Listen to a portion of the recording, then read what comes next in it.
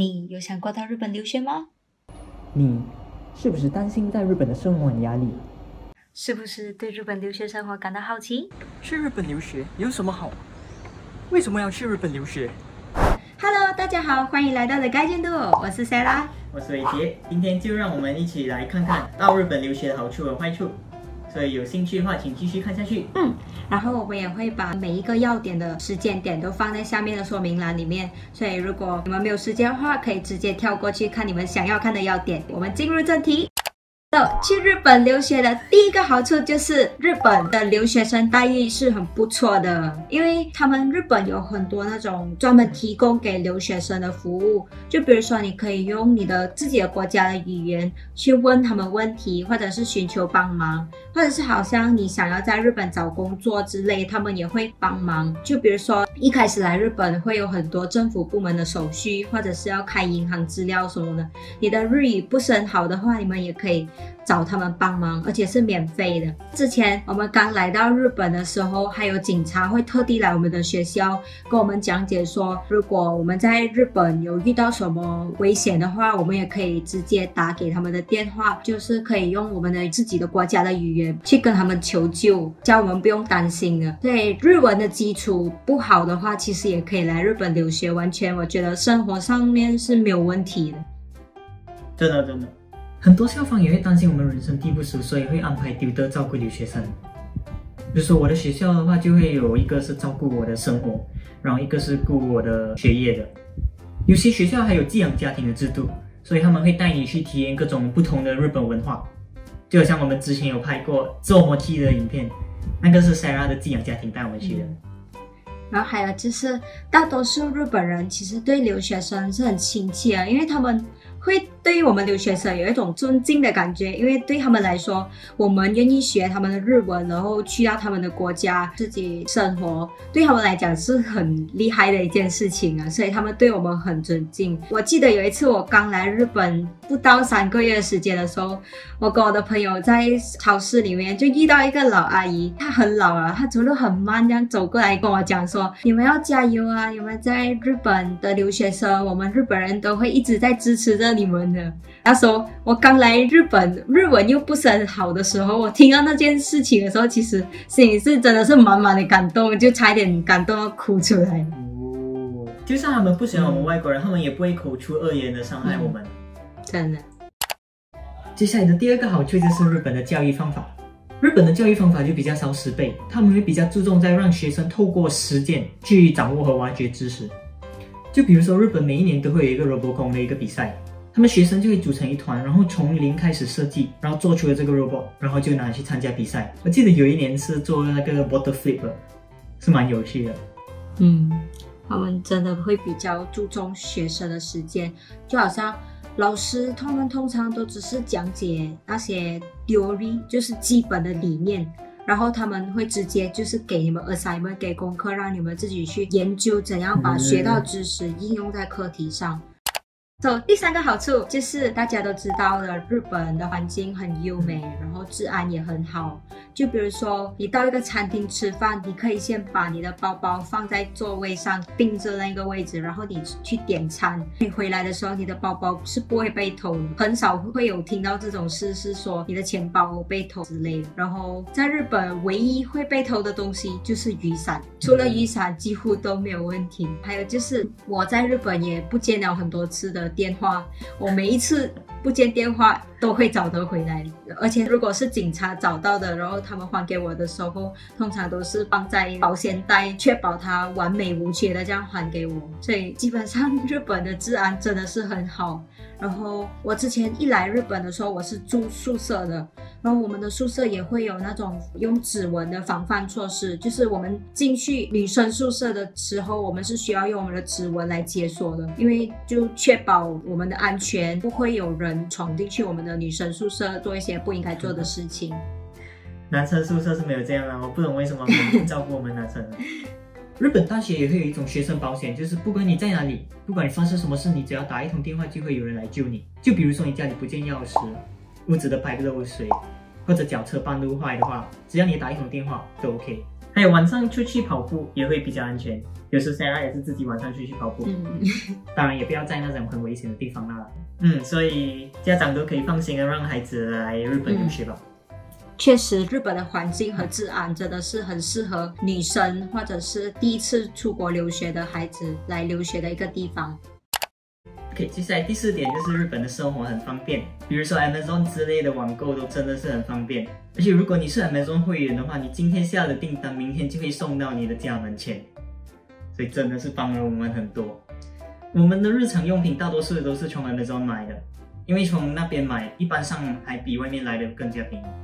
还有在日本买卖二手衣服、电器等之类的也是很方便，又可以省下一点钱。可能你们会觉得在网上买二手货到底能不能信？等一下不能用的话怎么办？可是我们觉得日本的二手货网站还是比较可以信赖的，对不对？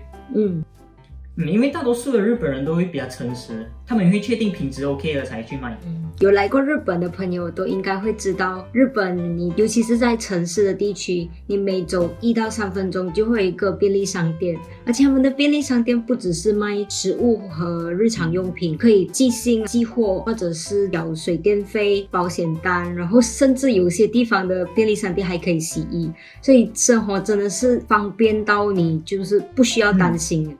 对 ，OK， 在我们讲了这样多好处，我们现在来谈谈一些坏处。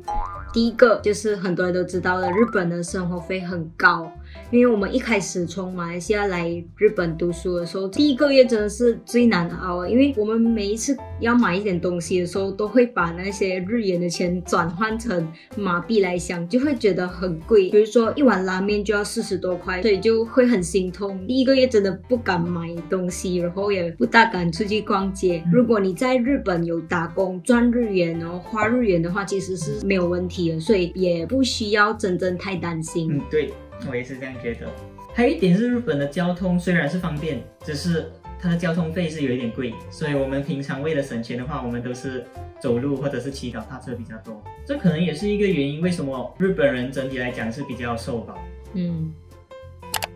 第2个坏处就是来了日本之后，可能会导致你的华语和英语能力退步。自从我们来了日本之后，华语和英语的使用机会是真的很少，因为平常写的、听的、读的、讲的都是日语，就算是汉字，我们也是用繁体字，所以有时简体字也是想不起来，对吧？还有些时候我们会被日式英语影响我们的英语发音，因为如果你用普通的英语去跟他们讲话的话，他们不会明白的，因为他们会比较习惯他们的日式英语发音了，所以我们跟他们说话的时候，我们都会特地去转换成日式英语。就好像 McDonald's 他们会叫 McDonald 或者 Mac 这样。对，我们这里的 condominium 呢，那边会叫成 mansion， 或者我们这里的 French fries 他们叫成 fried potato，就很特别。也有可能我们的英语或者华语能力退步，也有可能是因为我们马来西亚人本来就习惯把我们会的语言，就是华语、英语、马来语或者福建话、广东话混合在一起用，所以当我们会了日语过后，我们也会习惯性的把那些日语的字用来代替我们的华文或者英文字。就比如说火车站，我们讲成 eki， 或者是有上课的那个课，我们讲成 jugyo， 然后或者是 buffet， 我们讲成 biking，或者食べ放題，就这种东西会让我们的英语和华语能力会大大退步。对，真的。第3个坏处是在日本生活的压抑，就日本人他们就会比较注重个人隐私啊，人与人之间都会有一道心墙。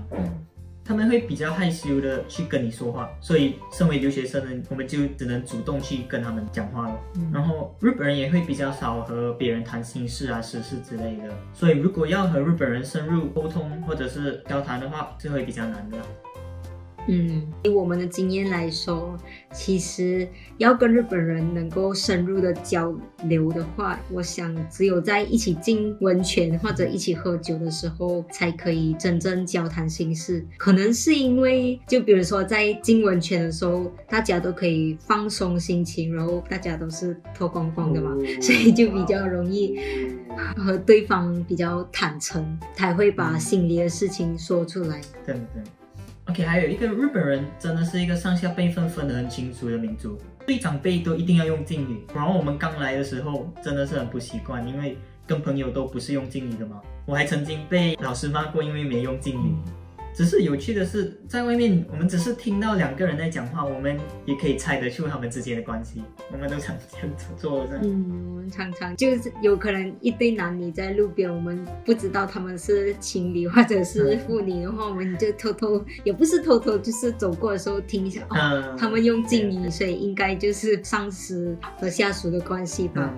然后我觉得在日本的生活压抑，也有可能是因为你出国留学，其实都是一样的，就是你已经不只是你自己，因为你还会代表你的国家的形象。就如果你有一点点比较不礼貌的行为，人家会自然而然把你这个人和你的国家联想在一起，他们有可能就会觉得说，马来西亚人通常都是不礼貌啊，或者是礼仪不是很好的，所以他们就会那样想，所以自然而然我就会变得很拘谨，然后比较不自在，因为会想到说要比较照顾言行举止。然后还有就是我当初一来的时候，我是班上的唯一的留学生，有时候在跟朋友交谈或者是讨论一些意见的时候，想法会有一点不同，所以我们会觉得互相不理解，然后也会感到不自在，所以就会自然而然变得比较压抑。所以我们今天和你们分享了4个好处和3个坏处，希望你们有所收获。如果你们觉得这支影片有用的话，你们就请分享给那些想要留学的朋友们。然后如果你听到或者是经历过有哪些好处和坏处是我们刚才没有讲到的，请记得在下面留言告诉我们。我们下次再见，拜拜。记得 subscribe 啊。